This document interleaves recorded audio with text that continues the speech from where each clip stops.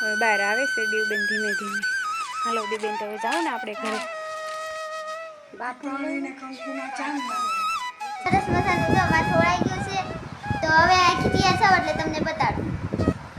જય ગિરનારી મિત્ર, નવા બ્લોગમાં તમારું હાર્દિક સ્વાગત છે. આજ મારે ને દીવબેન ને બેને વિડીયો બનાવવાનો છે, બ્લોગ બનાવવાનો છે, તો જોવાનું ચૂકતા નહીં. આજે દીવબેને મોળાક જ છે એટલે બધું અમે જો દીવબેનને તૈયાર કરવાના છે.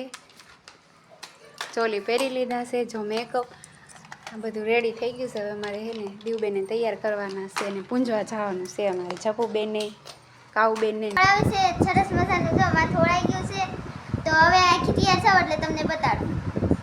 મને મેકઅપ કરે છે.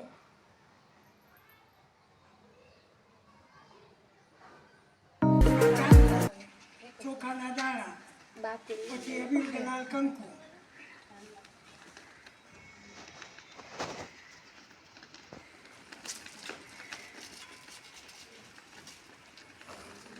અબીલ કે લાલ કંકુ લાવી નાખ છે ને બસ.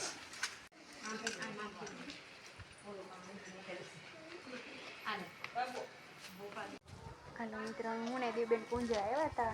દીવબેને પૂંજી લીધું છે. હવે બહાર આવે છે દીવબેન ધીમે ધીમે. હાલો દીવબેન, તો હવે જાઓ ને આપણે ઘરે. મિત્રો, હું ને દીવબેન ધીમે ધીમે ઘરે જઈ છીએ. પૂંજીને વહી આવ્યા છીએ. તો આ દીવબેન થાકી ગયા? દીવબેન ના ના, ભૂખ લાગી? હા ભૂખ લાગી.